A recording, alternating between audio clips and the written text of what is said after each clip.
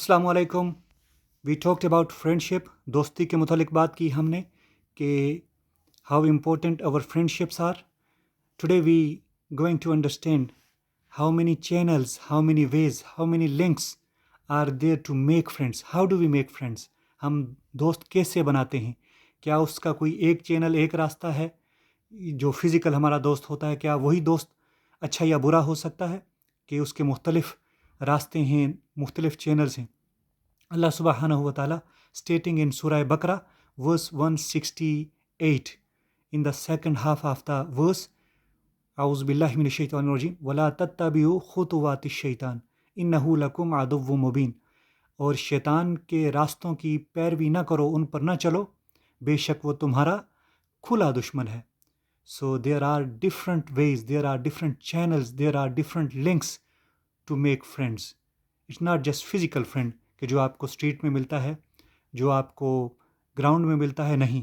اس کا مطلب ہے there are different channels, there are different links to make friends. So what they are؟ وہ آپ کا فزیکل دوست بھی ہو سکتا ہے، that could be your physical friendship. وہ اسکول کا فرینڈ بھی ہو سکتا ہے، یونیورسٹی کا، وہ آپ کے کام کی جگہ پر بھی ہو سکتا ہے، آپ کی دوستی ہو جائے اس طرح، یعنی فرینڈ کلبز جو ہوتے ہیں. اس کے علاوہ وہ موبائل فون کی دوستی بھی ہو سکتی ہے جو کہ آج بہت زیادہ ہے.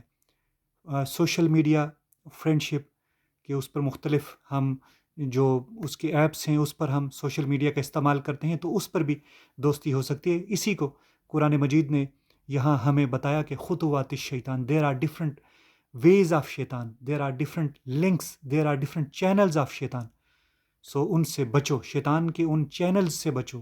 Okay, protect yourself from those channels of شیطان. So there is not just one channel, there is not just one link, there are many ways to make friends.